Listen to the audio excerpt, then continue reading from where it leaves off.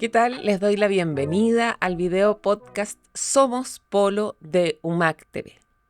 Hoy día queremos hablar de algo que se comentó durante un evento muy importante que se realizó entre el 18 y el 24 de octubre del año pasado, 2025, en Punta Arenas. Se trata de la 21ª Conferencia Internacional sobre Algas Nocivas, ICHA 2025, que fue organizada por la Universidad de Magallanes y el Instituto de Fomento Pesquero, con el apoyo de la Sociedad Internacional para el Estudio de las Algas Nocivas y de un comité organizador nacional. En el encuentro se reunieron más de 300 especialistas en estas materias y una de las frases que más llamó la atención fue: hace rato que las toxinas marinas están llegando a la Antártica. ¿Quién pronunció esa frase? El vicepresidente del comité organizador local, que es nuestro invitado de hoy, a quien le damos la bienvenida. El doctor Máximo Frangópulos Rivera es investigador de la Universidad de Magallanes, del Instituto Milenio Base y del Centro Internacional Cabo de Hornos CHIC, del cual además es director alterno. Y en esta conferencia también fue elegido como representante de Sudamérica en el Consejo Asesor Internacional de la Sociedad Científica ISHA. En este caso es ISSHA. Máximo, gracias entre todos estos cargos por haberte dado un espacio para poder conversar con este video podcast de la Gaceta Polo. ¿Cómo estás? Bien, muchas gracias por la invitación. Buenos días. Mira, yo quería comenzar compartiendo esta conversación, digamos, partir preguntándote cuáles son esos nuevos registros de toxinas en aguas antárticas, de los cuales tú hablabas y que dieron pie a esta frase que fue el titular de una de las notas que publicamos en la Gaceta. Sí, bueno, nosotros en la conferencia, es cierto que organizamos aquí en Magallanes durante el mes de octubre, que era la Conferencia Mundial de Floraciones Alganas Nocivas, presentamos varios trabajos como grupo de investigación en mareas rojas locales, digamos, y nacionales. Pero uno de esos trabajos iba dirigido a que en un estudio que fue en parte financiado por el Instituto Milenio Base, del cual yo soy investigador asociado, y a través del uso de unas resinas que se colocan en el agua, ¿cierto? Y que son como unas bolsitas de té, y que en el fondo es como un método de muestreo ambiental, digamos, que sirven para detectar toxinas marinas que están disueltas en el agua. ¿Mm? Detectamos la presencia de toxinas del tipo pectenotoxina, que es un tipo específico de toxinas marinas que producen las microalgas, ¿cierto?, en aguas antárticas. Y le pusimos que era la detección más meridional, porque en el fondo se hizo un track entre Nueva Zelanda y Ushuaia, y en el continente antártico, digamos, estamos hablando de latitud 77 aproximadamente, y pudimos detectar el registro más meridional de presencia de este tipo de toxinas en el continente antártico, independiente de que, tal como lo mencioné y como tú lo indicaste en la frase, hace bastante tiempo que ya se vienen determinando la presencia de toxinas marinas en el continente antártico. Cuando hablamos de la más meridional, ¿cierto? Te estás refiriendo a los hallazgos que se han hecho lo más al sur hasta ahora, Lo más al sur. ¿cierto? Y cuando hablas de esa toxina que tiene un nombre científico, ¿cierto? Específico, estamos hablando de una toxina que nosotros conocemos en Magallanes, que es la misma que está generando las floraciones algales nocivas en este sector que nos limita en términos alimentarios. Es una de las toxinas, Ya. fundamentalmente pertenece al grupo de toxinas diarreicas, que son las que producen, tal como lo indica el nombre, trastornos gastrointestinales. Ujú. Nosotros aquí en Chile, y fundamentalmente en la zona de Canales y Fiordos y en Magallanes, tenemos la presencia de varias toxinas, pero la principal, la que tú indicas, son las toxinas paralizantes, las que se conocen como saxitoxinas, Ya. y que es un complejo, un grupo tóxico de toxinas que pueden, digamos, cuando contaminan a los mariscos, si uno come esos mariscos, incluso causarle la muerte al ser humano. son las más graves, son las que han provocado 23 fallecimientos históricos en la región de Magallanes Mm, desde el año 72, que fue el primer registro, hasta el año 2002, que fueron los últimos que fallecieron. Afortunadamente tampoco hemos tenido intoxicaciones producto de esta toxina. Después están las toxinas diarreicas, que también están presentes en la región con varios tipos o lipofílicas, como se le llama, con varios tipos de toxinas, y entre esas se incluyen las pectinotoxinas.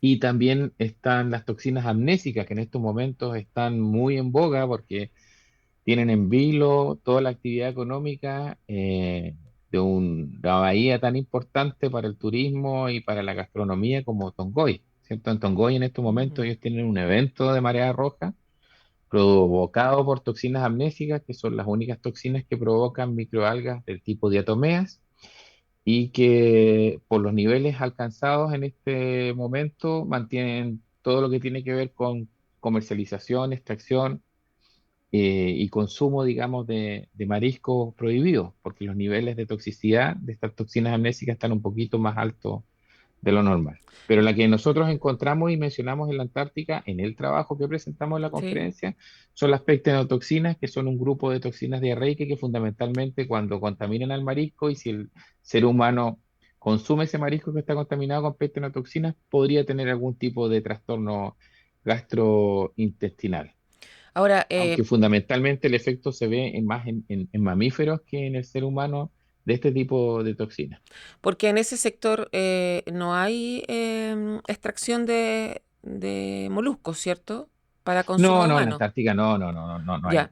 no, Entonces, tampoco digamos, no hay comercialización ni nada por el estilo, pero sí hay claro. presencia y esa presencia podría tener a futuro algún tipo de impacto, por ejemplo, en las tramas tróficas y en los ecosistemas marinos, porque si las concentraciones de toxinas llegan a alcanzar valores importantes, obviamente que esa toxina que está en las microalgas va a ser consumida por organismos de la cadena trófica y se puede producir una transferencia o un efecto de biomagnificación de que puede llegar a impactar incluso a organismos superiores o depredadores tope que hay en la Antártica, que pueden ser, no sé, pues, focas o la misma orca o ballenas, por ejemplo. O sea, si es que hubiesen concentraciones muy importantes. En el hemisferio sur hasta el momento se han detectado una serie de toxinas de distintos tipos desde hace bastante tiempo. Yo por eso mencioné la frase hace rato, porque más o menos en la década del 90 se empezó a Espera. explorar. Antes que Claro. avancemos, Máximo, quiero que hablemos un poco acerca de lo que provoca esta toxina en este Ya, momento, porque tú dices que a futuro puede generar este em, desastre en cadena, que cuando hablas de redes tróficas, como para traducirlo, tal vez simplificándolo un poco, hablamos de redes alimentarias, ¿cierto? Como de sí, la pirámide que podríamos decir alimentaria exactamente. bajo el mar.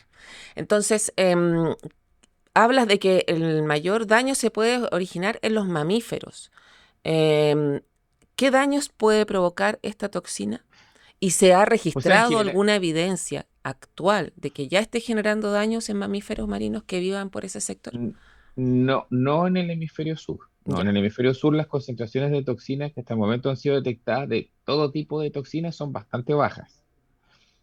Pero siempre hay que estar en alerta porque si las condiciones ambientales mantienen esta tendencia mundial, por ejemplo, de calentamiento de los océanos, de incremento de las temperaturas globales, sobre todo en el océano, que el océano actúa como un sumidero, ¿cierto? Como una bodega, por decirlo así, donde se almacena mucho dióxido de carbono, eh, podría, obviamente, en un escenario futuro de cambio global, tener una tendencia de que estos niveles de toxina podrían incrementar como consecuencia del incremento de las temperaturas oceánicas, por ejemplo, y hacer las condiciones, que obviamente son un poco más extremas en el océano austral, un poco más propicias para que puedan formar estas proliferaciones o blooms fitoplanctónicos. Y es ahí claro. donde podrían empezar los problemas porque obviamente si hay mayor cantidad de alga productora de toxinas en la columna de agua, digamos, en el medio ambiente disponible, los organismos que son los consumidores primarios de estas algas podrían incorporar, obviamente, una mayor cantidad de toxinas Sí, por claro, tener pero ¿qué les mayor pasa cantidad a de algas ellos? tóxicas. Esa A es la ellos pregunta. probablemente, hay efectos, digamos, sobre los microorganismos evidenciados históricamente, pero que tienen que ver mucho con la concentración de toxina y la cantidad de toxina que ellos ingieran. Hay efectos, digamos, en desde crustáceos, por decirlo, o microcrustáceos, hasta mamíferos marinos. Pero el problema es que esta toxina puede transferirse porque obviamente estos microcrustáceos o estas vaquitas de mar, por decirlo así, que son, voy a poner un ejemplo, el krill o los copépogos, pueden consumir estas toxinas y las pueden transferir a los organismos que los consumen a ellos, que podría ser el siguiente eslabón, que podrían ser pingüinos, por ejemplo, que podrían ser peces plantívoros, y esos pingüinos y esos peces plantívoros a su vez transferirla a otros organismos que lo consuman, como por ejemplo, no sé, hay focas que consumen pingüinos, hay orcas que pueden consumir Sí. pingüinos, hay peces que consumen al zooplancton y esos peces también los consumen los pingüinos o los pueden consumir las orcas o mamíferos superiores que existan en la Antártica, como por ejemplo orcas o ballenas. Entonces, Máximo. si hay mucha concentración de toxina, este efecto se puede biomagnificar hacia los eslabones superiores de la cadena trófica Sí, y nos queda podría tener un claro, impacto importante, digamos, pero y que podría ser muy, muy intenso, como sí ocurre, por ejemplo, en aguas del hemisferio norte del Ártico, donde ya. sí han ocurrido blooms intensos y que han golpeado, digamos, poblaciones de mamíferos, no sé, morsas, que acá no hay, por ejemplo, pero en el hemisferio norte sí hay morsas y han logrado detectar intoxicaciones en estos mamíferos marinos por consumir, obviamente, peces que están contaminados con las toxinas Por eso, ¿y qué le puede pasar a marinas. ellos? ¿Qué Lo impactos mismo en que le pasa a un esos mamífero. mamíferos? Lo mismo que le pasa a un mamífero superior. En este caso te puede producir la muerte, parten con trastornos gastrointestinales que atacan, digamos, después el sistema nervioso, porque todas estas toxinas fundamentalmente son neurotoxinas. Entonces atacan el sistema nervioso y al atacar el sistema nervioso lo que se produce es una inhibición del impulso nervioso y de la contracción muscular. Entonces, normalmente al ser neurotoxinas, dañan las actividades neurológicas de los organismos superiores, vamos a hablar de mamíferos en general, en los cuales estamos incluidos nosotros, y eso a la larga puede provocar la muerte. Eh, en el caso de, por ejemplo, de las toxinas amnésicas, no hay un solo reporte a nivel mundial a finales de los 80, cuando se detectaron por primera vez estas toxinas, que reportan el fallecimiento de una persona por consumo. En Ya. el caso de las toxinas saxitoxina o paralizantes, que son las que más nos afectan a nosotros aquí en esta zona de canales y fiordos, sí hay muchos casos. En Chile han muerto 38 personas a nivel mundial. Creo que son más de 1000, me imagino, porque las toxinas, saxitoxinas están distribuidas ampliamente o toxinas paralizantes, y las diarreicas no producen efectos nocivos en el ser humano, pero sí se dice de que podrían ser promotoras de la generación de tumores gástricos en el ser humano, pero eso no está muy, muy, muy claro. Comprobado todavía. Máximo, hace rato decías tú que se habían descubierto toxinas marinas en aguas antárticas. ¿Cuándo fue eso? De eso tú me querías hablar delante. ¿Cuándo Ah, fue? sí, ¿En qué lugar encontraron registros? ¿Y de qué toxina estábamos hablando? O sea, datos hay desde comienzos del año 90, ¿cierto? Ya. Y que hay fundamentalmente las primeras que detectaron fueron toxinas del tipo, las que producen, digamos, microcistinas, que producen las algas verde azules o cianobacterias, que son las que también a nosotros aquí en Chile nos están produciendo muchos problemas, sobre todo en el lago Bichuquén, me parece, y también en el lago Villarrica, cuando normalmente en estas fechas, cuando llegamos al periodo estival, empiezan a proliferar y empiezan a generar trastornos paisajísticos y también estéticos. Entonces, las primeras detecciones que se hicieron en la Antártica fueron en la década del 90 y fundamentalmente en algas colectadas de sistemas, digamos, de aguas continentales, no aguas marinas.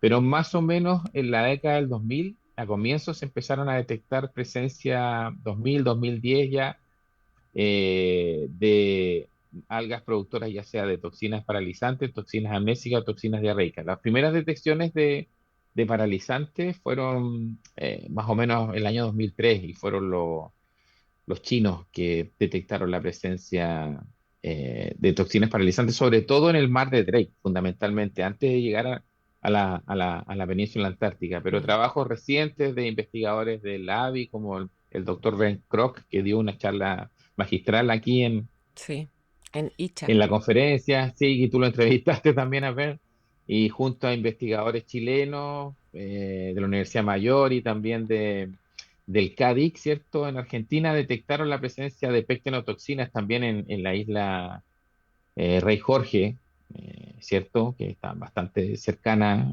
aquí y que es muy conocida por nosotros, ¿cierto? El año 2000, si mal no recuerdo, esto fue el 2020. Pero son muestreos del año 2013 y 14, pero ellos lo publicaron en el 2020. Y últimamente, a través de herramientas moleculares más avanzadas como el ADN ambiental, ¿cierto? O análisis de metabarcoding que le llaman, donde uno puede secuenciar prácticamente todo lo que hay presente en el agua, han detectado obviamente la presencia de muchas especies que están rondando, digamos, circulando en el océano austral y que pueden ser potencialmente nocivas porque podrían causar en escenarios futuros, digamos, eh, favorecidos por el cambio climático y por la presencia humana en el continente antártico, blooms nocivos, ¿cierto? Con consecuencias que uno hasta el momento no podríamos predecir para la biodiversidad o biota antártica. Justamente lo que te iba a preguntar a continuación, porque em, ahí está la corriente circumpolar antártica. Sí, Es importante para el planeta, digamos, ese sector de la Tierra. exactamente. Y por lo que tú estás comentando, el tema del cambio climático es fundamental. Ahí quería yo, antes de decirte, podemos predecir algo porque tú decías, si esto llegara a ocurrir, podría ser un desastre de proporciones globales, decías en tu presentación de esa oportunidad en octubre. Entonces, ¿cuáles son los principales factores que influyen en que estos blooms o explosiones, entre comillas, de microalgas, ¿cierto? De nacimiento de microalgas, ¿Hay un sinónimo para decirlo mejor? Los blooms. Sí, Floraciones, proliferaciones o florecimientos, ya, cualquiera pero de, muy de intensos, eso, muy ¿cierto? intenso, sí, Entonces, ¿qué es lo que exactamente. favorece fundamentalmente el crecimiento de estas algas nocivas? ¿Es principalmente la temperatura? Sí, o sea, el aumento de las temperaturas, digamos, superficiales en el océano y como consecuencia del cambio climático es como el factor más importante que podría conducir a que aumente la estratificación de la columna del agua, en el fondo que se formen capas, por eso se llama estratificación, que se formen Ujú. capas o estratos en la columna del agua y que, por ejemplo, eso acelere el derretimiento del hielo en esta zona antárticas, por ejemplo. ¿Y cuáles serían las consecuencias? Que podrían alterar el ciclo hidrológico y los patrones de depositación del polvo, digamos, en el continente antártico. Entonces, estos cambios físicos pueden, en el fondo, impactar todo el balance ecológico que existe en el continente antártico y eso combinado con la presencia de algas como cianobacterias que pueden producir toxinas como fitoplancton, ya sean diatomeas o dinoflagelados, entre los cuales se encuentran especies que son potencialmente tóxicas, y sumarle a eso las actividades humanas que estamos generando en el continente antártico frecuentemente, que también generan un impacto, aunque sean en menor escala, pero sí generan un impacto, podrían crear condiciones que serían idóneas o ideales para que estas especies, que en realidad no son nativas del continente antártico, porque en el fondo muchas de ellas han llegado por distintas razones allí, no son endémicas, podrían prosperar, por decirlo de alguna manera, o proliferar. Y estas proliferaciones de esta especie no nativas y que son nocivas potencialmente, obviamente que generan un tremendo riesgo para los ecosistemas antárticos, eh, porque podían servir como fuente de alimentación en caso de prosperar para las especies nativas antárticas, meterse dentro de las tramas tróficas y obviamente impactar los niveles tróficos superiores, que estamos hablando de fauna icónica antártica, no sé, pues pingüinos, Claro. orcas, ballenas, elefantes marinos, etcétera. Entonces, el impacto podría ser bastante, en un escenario de cambio global, bastante importante y esperemos que ojalá no lleguemos a eso, por lo que obviamente se hace necesario el que tengamos que recurrir a realizar programas de monitoreo permanente en el continente antártico, enfocar un poco más la investigación en este punto para poder evaluar cuáles van a ser los impactos ciertos ecológicos del cambio climático concernientes a la temática de las floraciones algales nocivas en el continente antártico, porque tenemos que entender en el fondo cuáles son los factores que generan principalmente estos cambios para poder ver si se puede mitigar, para proteger nuestros ecosistemas antárticos, generar estrategias, como te decía, de planificación, de mitigación, de ojalá de alerta temprana, estar un poco atento, digamos, a lo que esté ocurriendo allí, a los cambios que por muy menores que puedan percibirse, no son el impacto que pueden tener a nivel de ecosistemas antárticos puede ser muy considerable en un futuro cambio global que ya estamos, digamos, inmersos en él. Máximo, tú decías que por diversas razones han llegado a ese sector del Mm. planeta estas toxinas. ¿Por qué razones? No sé, o sea, se puede especular. Obviamente, por transporte, por las mismas corrientes marinas, pueden, no sé, mientras están, la corriente obviamente son procesos físicos que mientras están circulando por los océanos, podrían perfectamente, voy a especular un poco, toparse con un bloom y llevar alguna de esas algas, digamos, al continente antártico, en el cual la alga puede llegar en algún momento en que las condiciones son propicias y puede empezar, digamos, a desarrollarse y aclimatarse y adaptarse, porque en general la distribución de las mareas rojas a nivel mundial es muy, o sea, hay algas que son muy plásticas en el sentido que se adaptan a cualquier ambiente y otras que no son tanto, que están más circunscritas a zonas tropicales, etcétera, o Océano Índico, Caribe, más latitudes cercanas al Ecuador, digamos temperada. Pero hay otras que son súper plásticas que están distribuidas por todo el mundo y lamentablemente muchas de las algas tóxicas son exitosas porque justamente se adaptan a cualquier tipo de ambiente. Entonces, Ya.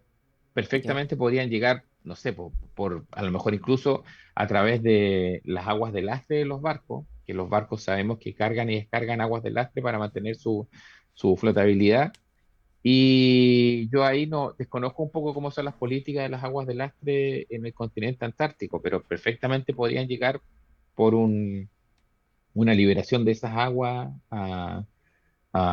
de lastre en aguas subantárticas, por decirlo así, o directamente antárticas.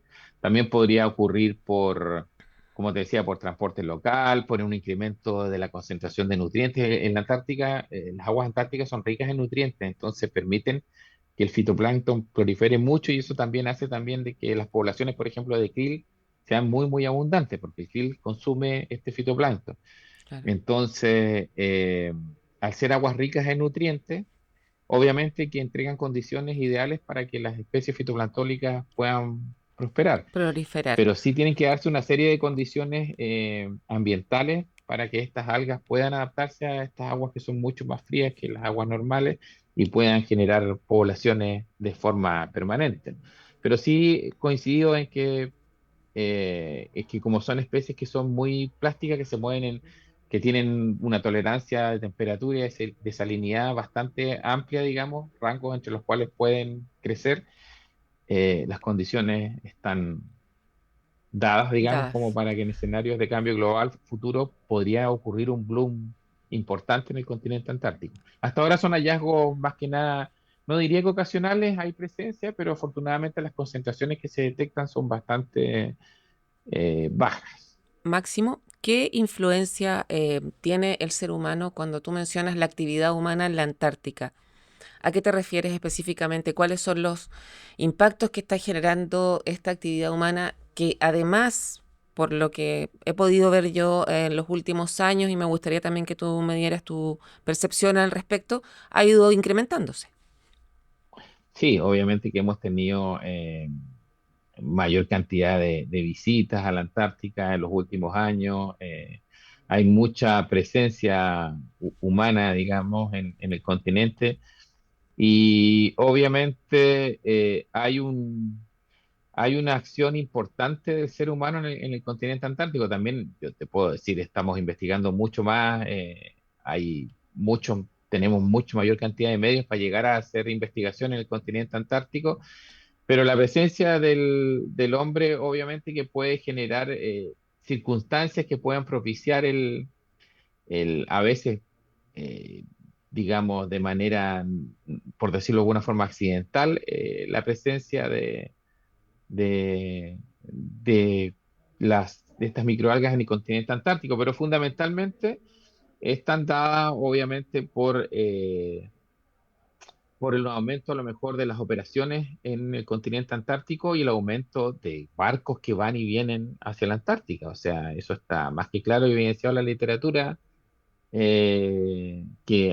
todo lo que tiene que ver con las actividades humanas asociadas, digamos, al incremento del transporte hacia la Antártica y operaciones en general de investigación ha incrementado. Entonces siempre existe la, eh, la vulnerabilidad, por decirlo, de que estas algas o especies no nativas Mm. puedan llegar, incluso microorganismos como son estas microalgas, puedan llegar a los ecosistemas antárticos. Y esto obviamente se ven un poco incrementadas por esta actividad que tiene el ser humano en el continente, y que obviamente es mucho mayor que la que había hace 30 o 40 años atrás, cada vez más intensa.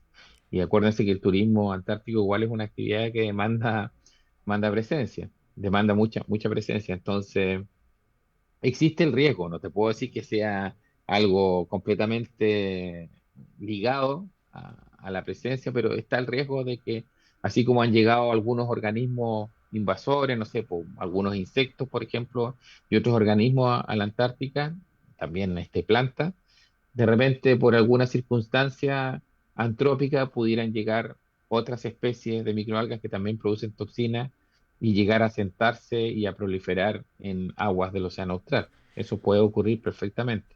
Máximo, ya como para ir cerrando nuestra conversación, se nos está cumpliendo el tiempo. Me gustaría preguntarte por algo que tú deslizaste hace un momento y que tiene que ver con el monitoreo de esta proliferación o no de toxinas marinas en este sector y más al sur, ¿cierto? El Estado chileno está haciendo esfuerzos para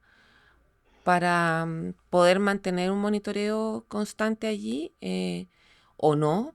¿Qué opinas tú respecto de lo que O está sea, pasando y de lo que falta? el, el Estado chileno ha hecho bastantes esfuerzos para mejorar su presencia y la presencia de investigadores en la Antártica. Tenemos el Instituto Antártico Chileno, ¿cierto? Que todos los años también tiene programas que financian investigación antártica.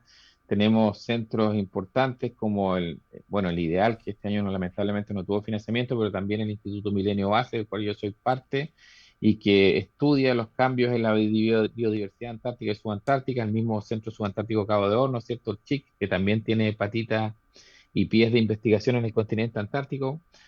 Yo creo que Chile está bien posicionado, pero muchas veces, y tenemos recursos para investigar en la Antártica, nunca los recursos para la ciencia son suficientes, pero eso podría dar para que conversemos Mm. otro programa acerca de lo que tiene que ver con cuánto Chile entrega, digamos, o tiene destinado dentro de su PIB para la ciencia, pero sí muchas veces lo que tiene que ver con este tipo de investigaciones va muy de la mano de la formación y el perfil que tengan los investigadores. O sea, si hay investigadores que están interesados, por ejemplo, en estudiar toxinas marinas, claro que la Antártica va a ser un tema interesante, pero fundamentalmente son situaciones que más que ligadas a un programa de monitoreo como el que ocurre en la zona de fiordos y canales y que realiza el IFOP, ¿cierto?, a nivel nacional en conjunto con salud, con el Ministerio de Salud, y también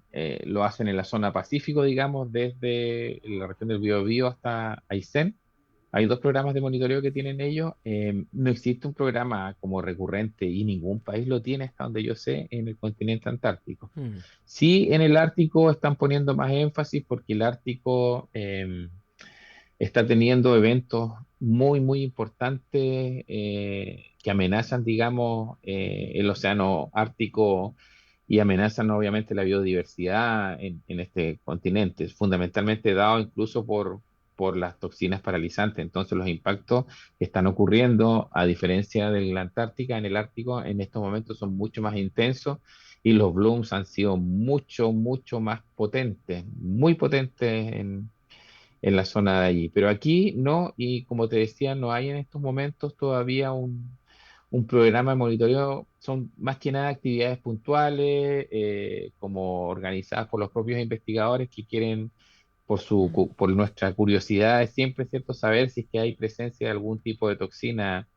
Pero sí podría, fundamentalmente, y aquí ahora voy a ir al lado positivo, a través de la vinculación, digamos, con las empresas y con empresas de navegación, podría esto a futuro mejorarse porque a través de distintos tipos de instrumental que puede ser instalado en barcos, uno puede realizar monitoreos permanentes.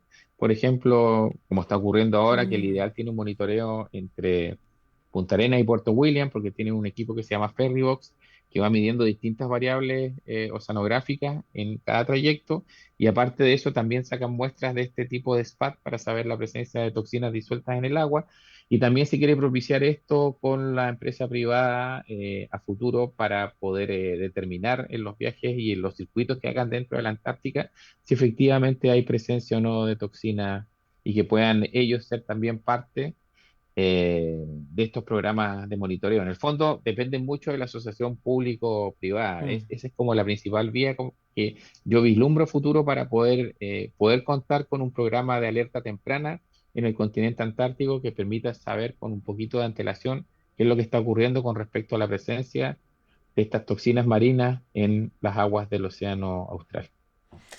Bien, entonces al parecer, especulando, como dices tú, este tema tiene todavía para mucho tiempo, así que es probable que nos volvamos a Sí, encontrar en Polo. Máximo, muchísimas gracias por cuando esta quiera. conversación, No, gracias a ti, Paula.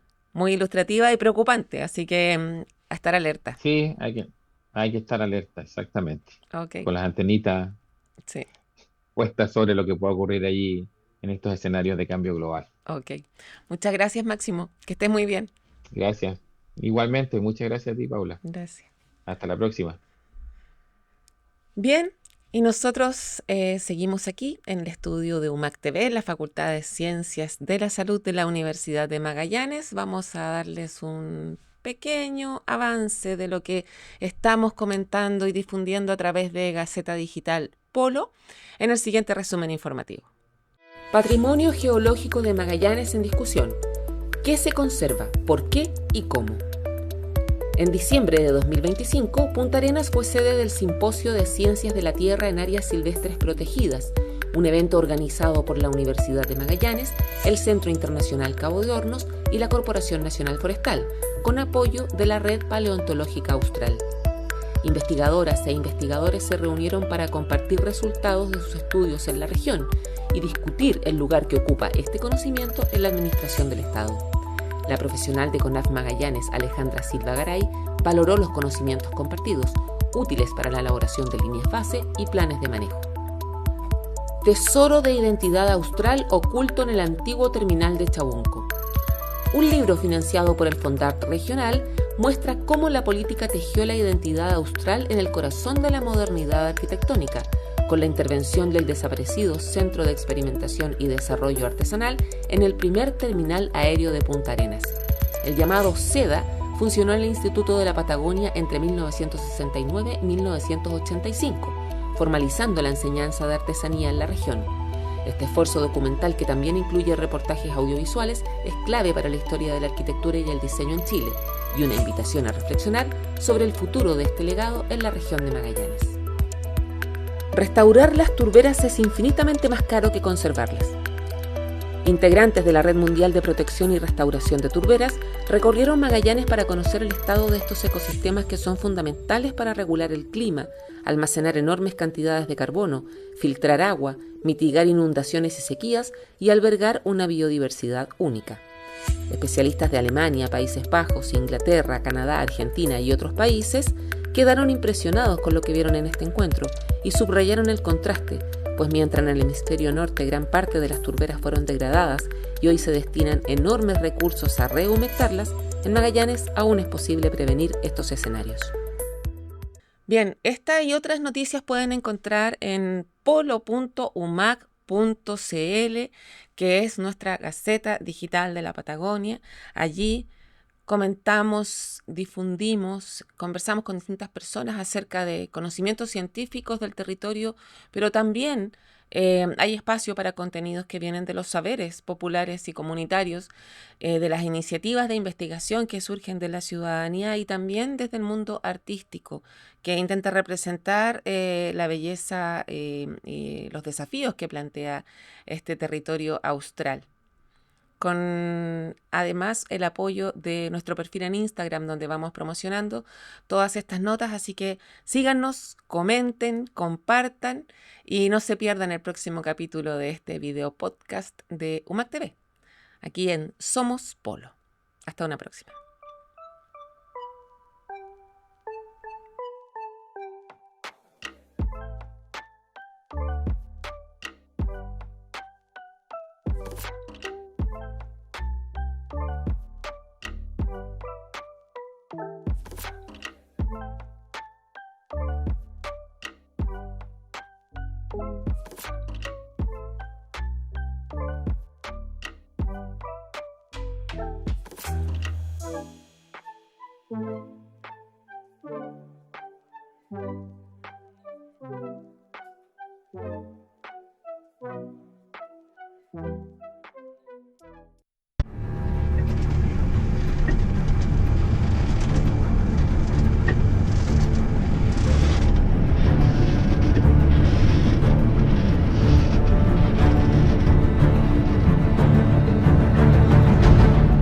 Internarse al sur de la Patagonia es una aventura que no envejece.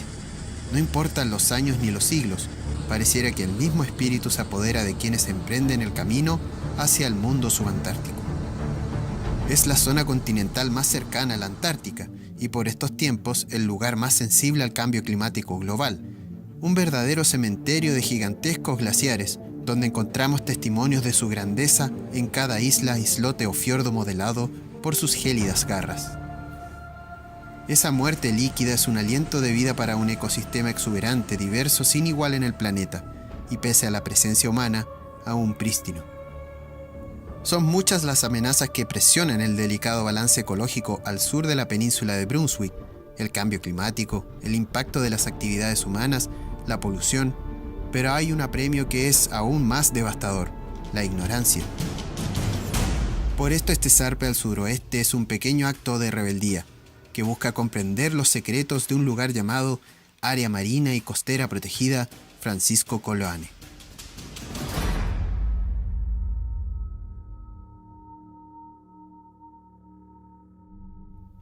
La cercanía con el Polo Sur le entregan al maritorio subantártico de la Patagonia chilena un sinnúmero de peculiaridades dignas de estudio y de gran valor científico para el mundo.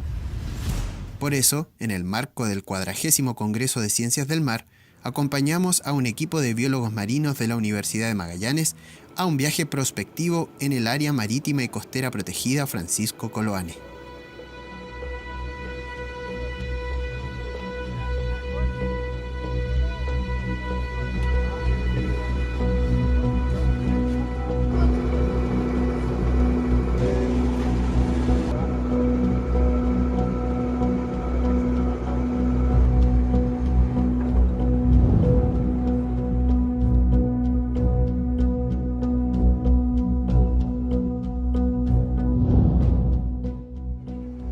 Para Claudia Andrade, presidenta del comité organizador de la convención, es una oportunidad única de mostrar parte del trabajo científico que se desarrolla en los fiordos y canales de Magallanes.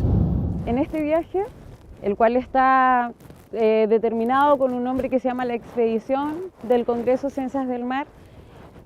Justamente queremos mostrar y documentar qué es lo que observamos nosotros en este laboratorio natural, ¿ya? Cómo, por ejemplo, nosotros trabajamos, cómo necesitamos hacer investigación, por ejemplo, de la columna de agua, tomar muestras. Nos interesa mucho este tipo de ambientes que son tan prístinos, ver si tenemos, por ejemplo, ya evidencias de impacto antropogénico. Constanza y Tarín son alumnas de último año de Biología Marina. La organización del Congreso las invitó a participar de esta expedición, donde aplicarán sus aprendizajes. Junto a ellas nos acompaña el biólogo marino Cristóbal Rivera, quien busca aplicar nuevas tecnologías para hacer monitoreos de baja perturbación. La verdad, bueno, hace unos días antes de venir al viaje estuve hablando con mi mamá y ella me dijo que en quinto básico ella me preguntó qué yo quería estudiar. Y yo lo que le dije que quería ser libre. Y yo creo que elegí bastante bien. Yo tenía bien claro, como en octavo básico, que iba a estudiar biología marina. En verdad no sé de dónde lo saqué, que quería estudiar eso, pero estoy realmente enamorada de la carrera y de todo lo que he podido aprender. Y con la gente que me ha rodeado. De diferentes áreas uno siempre aprende y siempre hay que estar escuchando. Desde el colegio sentí siempre una atracción por la biología. Habiendo nacido en Magallanes, siempre me gustó y me llamó la atención el mar. Así que, bueno, yo no conocía la carrera acá en la Universidad de Magallanes. Y cuando fui a estas jornadas que hacen de Universidad Abierta, me gustó, así que postulé y quedé. Y la verdad es que estoy enamorada de la carrera, me gusta mucho navegar, por ejemplo, la biodiversidad, los ecosistemas que hay acá. Entonces, esa fue mi principal motivación. La verdad, nunca había salido a los fiordos, entonces es una experiencia que no pocos se pueden dar, entonces igual es súper bueno para mí, porque igual me gusta la fotografía. Lo que he intentado hacer es buscar aplicar nuevas tecnologías a los estudios para que sean menos invasivas. Un tranquilo atardecer nos despide de la península de Brunswick, y por el estrecho de Magallanes acortamos las 80 millas náuticas que nos separan del Paso Shag, en el canal Bárbara. Nuestra primera parada tras 8 horas de navegación en la Maripaz 2. Prestamos servicio a toda la universidad a lo largo de Chile. En general toda Andrés Bello, la Católica, la Universidad de Puerto Montt, la Universidad de Magallanes, acá en Punta Arenas, al SECUA, de ahí tenemos el Centro Ideal. En general tenemos varias universidades que le prestamos servicio, apoyo de trabajo, estudio, más que nada científico. Y el trabajo en general con las universidades ha sido buenísimo prestarle servicio a ellos. Uno ha aprendido, nosotros acá como tripulación hemos aprendido bastantes cosas muy interesantes que no teníamos conocimiento. O sea, yo tenía conocimiento antiguamente porque me desempeñé en el Chono como capitán, hacía la misma pega, pero los muchachos que están conmigo ahora, que son un hermano, anda un sobrino y los otros muchachos, las chiquillas, bueno, se aprende mucho. Muchas cosas, ha sido todo una muy bonita experiencia y esperamos seguir prestando servicio por muchos años más. De hecho, ya yo adquirí otra embarcación más diseñada todavía para trabajos de estudio, porque dice hasta una sala de estudio, especialmente para este tipo de pegas. Son las 9:30 por la mañana y el sol se asoma con sus tímidos rayos, iluminando una pequeña playa al final del fiordo que nos dio abrigo nocturno.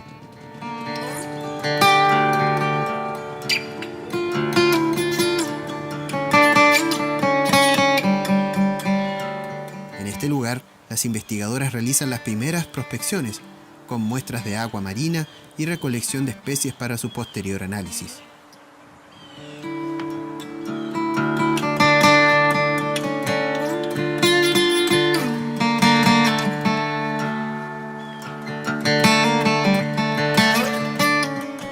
Bueno, nosotros cuando llegamos partimos haciendo muestreos de agua con una botella Niskin. Eso principalmente es para ver los parámetros químicos del agua, ver salinidad, la temperatura, nutrientes, por ejemplo. Eso es súper importante.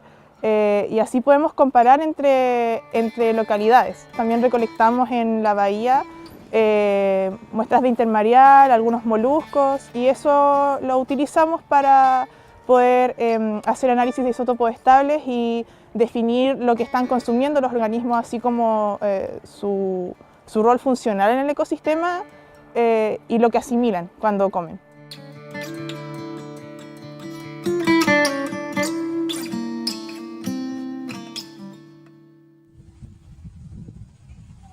En el aire 8 cóndores nos vigilan de cerca y mientras las investigadoras concluían, nos llaman para regresar a la embarcación. Era hora de zarpar hacia el interior del área marítima y costera protegida Francisco Coloane.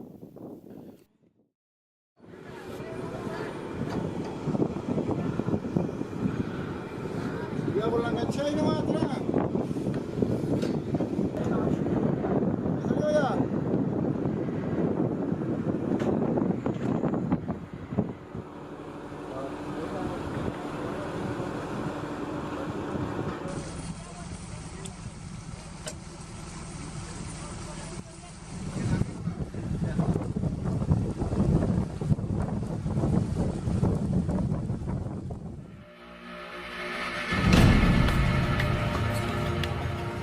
Francisco Coloane fue un gran escritor chileno cuyo amor por la Patagonia de los archipiélagos quedó plasmado en la mayoría de sus creaciones.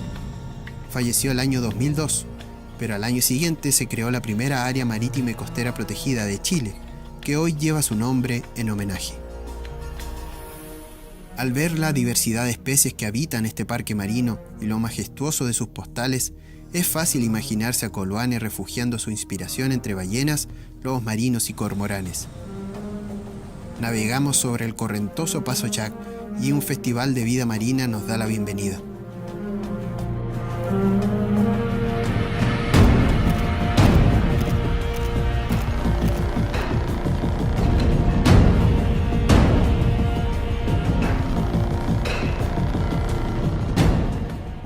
La Maripaz 2 se detiene y la tripulación habilita el bote Zodiac que nos dejará en un angosto roquerío, parte del hogar de una gran colonia de lobos marinos.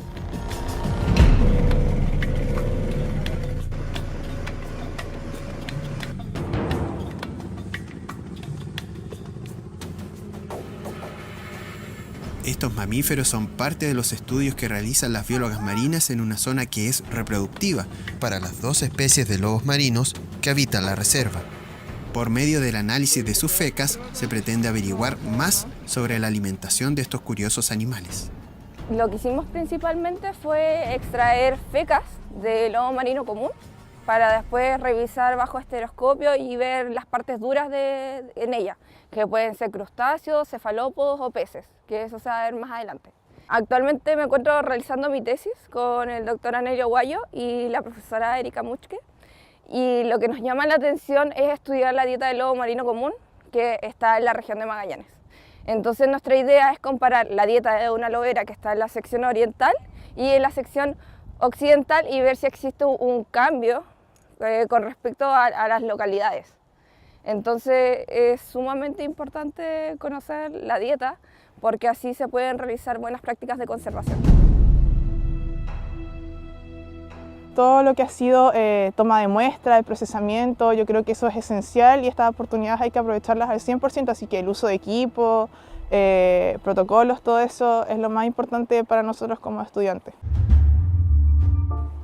En paralelo, los buzos invitados por las investigadoras se preparan para extraer muestras desde las profundidades de la bahía. Uno de ellos es el instructor de buceo recreativo Christopher Jaksic, quien puede dar fiel testimonio de la grandiosa biodiversidad submarina presente en Coloane y del potencial turístico que poseen estas aguas. Con mi poca experiencia en la zona, lo que yo he visto son unos bosques de algas espectaculares y que son, he escuchado por ahí, que crecen de forma más rápida en todo el planeta. Son 2 metros al día por alga en algunas zonas. Entonces, es algo que no se ve en otras partes del planeta. Sí hay bosques de algas en otras partes, pero eso específicamente no existe.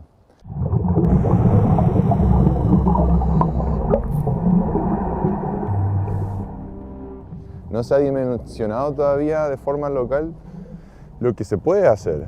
Hay unos proyectos hermosos, por ejemplo, en Indonesia se va a bucear con corriente. Acá si se hace lo mismo y se descubren exactamente los mejores sitios de buceo, se podría abrir un tremendo mercado para potenciar actividad económica, por ejemplo, de la región.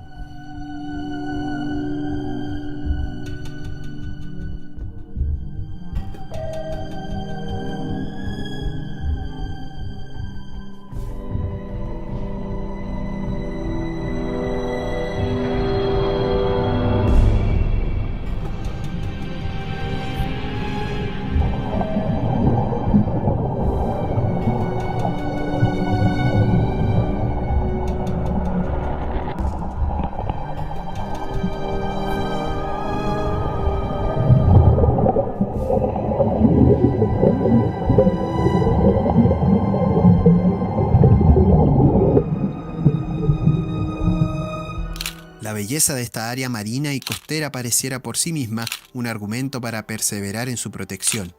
El impacto negativo del hombre ya generó graves daños, por eso los trabajos científicos multidisciplinarios tratan de cuantificar y calificar sus avances o retrocesos y proyectarlos al futuro. Ese es el espíritu detrás de la 40ª versión del Congreso de Ciencias del Mar.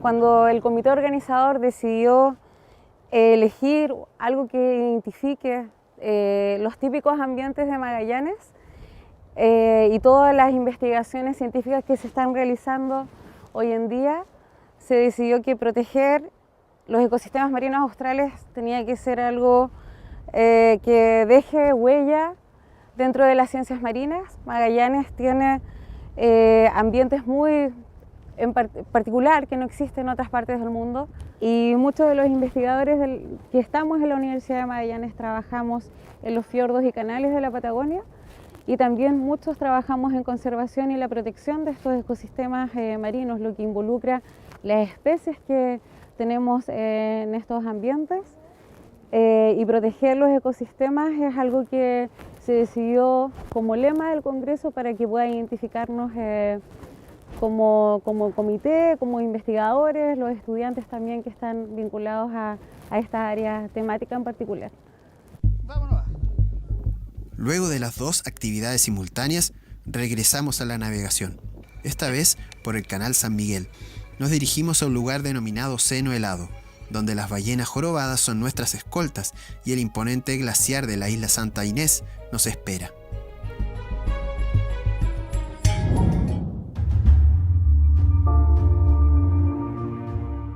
Estamos a mediados de mayo en el área marítima y costera protegida Francisco Coloane. El sol acompaña los días cada vez por menos horas y momentos. Sin embargo, las tonalidades del fondo marino aún pintan los densos bosques de Macrocystis pirífera o huiro. Este es el hogar de diversas especies que literalmente dan vida a una extensa y compleja cadena trófica. En esta región se juntan las corrientes marinas provenientes del Estrecho de Magallanes y del Océano Pacífico. Con muchos sedimentos y nutrientes, el fitoplancton y el zooplancton proliferan en masa, sirviendo de alimento para los langostinos de los canales Homúnida gregaria y la sardina fueguina, Spratus fuegensis, ambos bocados favoritos de la ballena jorobada, que encuentra en este refugio el único punto de alimentación conocido en su camino desde su zona reproductiva en Colombia y la Antártica. Las transparentes aguas dan cuenta de lo prístino del fondo marino, el hogar de estrellas de mar, erizos, esponjas y corales. Queremos estudiar cómo los organismos están organizados en este tipo de ambiente, y para eso estamos tomando material biológico para estudiar cómo se alimentan, ver por ejemplo cuáles son sus presas, y también con el material que se colectó por medio de buceo queremos saber cuál es la fauna típica que está asociado a estos bosques, por ejemplo, de Macrocystis que pudimos observar.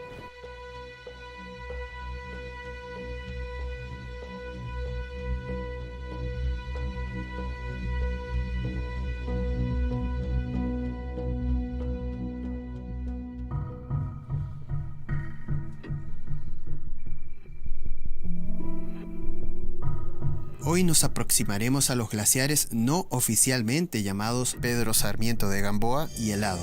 La empresa que realiza viajes turísticos al lugar les nombró de esa forma para identificarlos, pero en los mapas aparecen con la denominación de Grandes Ventisqueros. Precisamente la enorme isla Santa Inés fue bautizada por Pedro Sarmiento de Gamboa el 23 de enero de 1580, y posee 258 glaciares con 276,73 kilómetros de hielo, que equivalen al 1,5% de los glaciares de la Patagonia. De inmediato la gran muralla de hielo celeste se impone a la vista, añadiendo un tinte más a la paleta de colores marinos.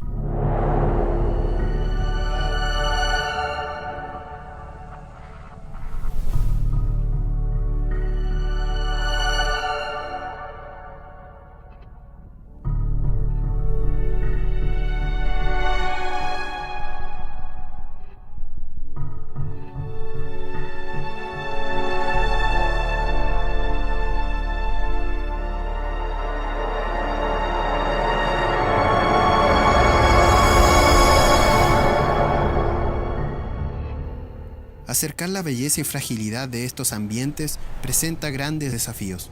Factores como la distancia y el difícil acceso ayudan al desconocimiento y la falta de valoración. En este aspecto, el encargado de vinculación con el medio del Centro de Investigación Gaia Antártica de la Universidad de Magallanes, Alfredo Soto, participa en el Congreso prestando apoyo especial en las actividades que tienen que ver con la difusión. Para él, el trabajo de divulgación científica parte desde los niveles básicos del aprendizaje, con la educación ambiental. La divulgación tiene una base importante que tiene que ver con la educación, fundamentalmente. Entonces, nosotros en la Universidad de Magallanes, en conjunto con el Centro de Investigación Gaia Antártica, hemos desarrollado desde hace bastante tiempo una difusión, divulgación, promoción del conocimiento de la Antártica, fundamentalmente, pero sin dejar de lado los aspectos subantárticos que son los territorios que pertenecen a nuestra región de Magallanes y Antártica chilena. Y aquí se empalma una necesidad importante a desarrollar con mayor potencia en términos de acercar la ciencia a la sociedad.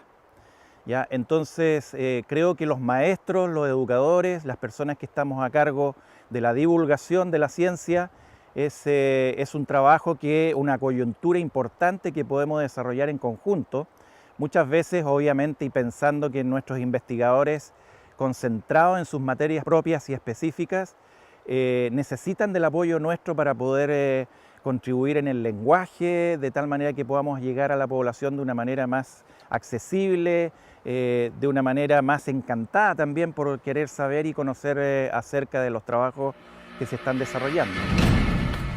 La marea nos permitió desembarcar a los pies del glaciar helado. Las ruinas de estos castillos de hielo glaciar y su derretimiento son una advertencia sobre la fragilidad de la vida, no solo la del hombre, sino la de todo el planeta. La majestuosidad del glaciar se extingue con cada hielo que se desprende, con cada gota de agua dulce que se mezcla con el mar. Ese mismo líquido que cae por la escarpada pared de roca nos permitirá iniciar nuestro camino de regreso a Bahía Mansa. Estamos lejos de casa, pero la distancia nos mostró de cerca el cambio climático que afecta al planeta y sus consecuencias.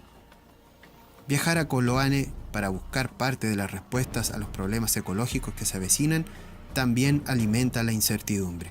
La gente que vive en la región cuesta mucho salir. Entonces sería bueno que se realice una difusión de lo que tenemos en la región, la riqueza de especies, la biodiversidad y que se dé a conocer. Entonces ahí a la comunidad le dan ganas de conservar y de proteger su medio ambiente.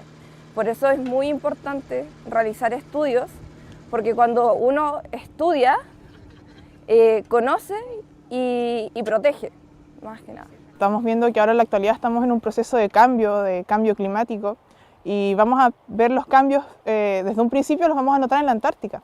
Entonces, a medida que pase el tiempo, a mi percepción, vamos a poder ver que van a haber organismos que no van a ser capaces de sobrevivir, no sé, a un posible aumento de las temperaturas, a cambios de salinidades, por ejemplo, como podemos ver acá, cuando hay deshielo, hay una influencia de otros parámetros químicos que tiene el hielo, entonces es complicado y hay organismos que simplemente no se adaptan. Entonces ahí vamos a tener que hacer mucha investigación para ver cómo podemos nosotros como humanidad poder contribuir a esto y contrarrestar un poco el impacto que está habiendo a nivel global. Uno le gustaría que la gente viniera más, pero uno también sabe cómo es la gente, entonces uno no sabe bien si de verdad quiere que vengan o que se mantenga como está, porque o mantener una ruta fija para mantener más o menos controlada ¿cómo se llama? La polución que se pueda generar. La Maripaz 2 se aleja a toda máquina del parque marino, entrando a las marejadas del estrecho de Magallanes.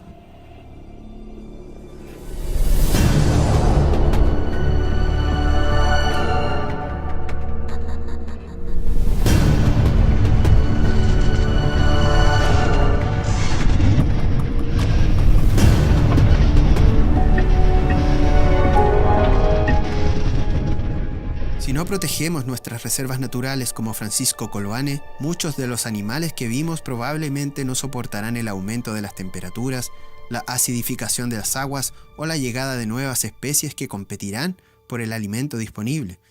Aparentemente la adaptación será una lucha sin empates. Es cosa de ir por la ciudad y preguntarle a las personas, por ejemplo en Punta Arenas, ¿cuánto conoce el paine? Lo mismo pasa acá. ¿Cuánto conocen las personas de lo que existe en los canales, bajo el agua? Lo que conoce la gente es lo que ve sobre el agua. Las ballenas que se asoman, los delfines que se asoman, pero nadie baja a conocer. Y realmente es un mundo diferente abajo. Los animales se conectan, se comunican y actúan de maneras que no se conoce porque no se puede conocer estando afuera del agua. Entonces, para mí, yo creo que lo más importante y lo más trascendental es compartir la experiencia de estar bajo el agua con la mayor cantidad de gente posible. De esa forma es que realmente vas a acercar lo que es estar vivo en este planeta a toda la sociedad. Sabemos un poco más de la Antártica que de nuestros glaciares patagónicos que están tan cerca. Estos lugares son maravillosos y entregan mucha información, sobre todo de quienes habitan estos lugares, la fauna, la biodiversidad, las características de los hielos, que es un componente importante de nuestra región que creo que hay que hacer un trabajo bastante minucioso para poder proyectar este conocimiento no solamente en la población escolar, sino que en toda nuestra comunidad. Una de las tareas que tienen que hacer los científicos y también divulgadores, por ejemplo, de las ciencias, es dar a conocer qué es lo que tenemos en nuestro entorno y conocer cuáles son las especies, por ejemplo, que se encuentran asociadas a este tipo de ambiente. Son preguntas claves que nos tenemos que hacer como investigadores y científicos de ambientes de altas latitudes. Por eso, reconectarse con la naturaleza, tratar de entender su lenguaje para dialogar con ella, es una forma de abrir las mentes, un canal abierto para saber de su existencia y así valorarla y preservarla. Esa es la valiente elección del Área Marítima y Costera Protegida Francisco Coloane.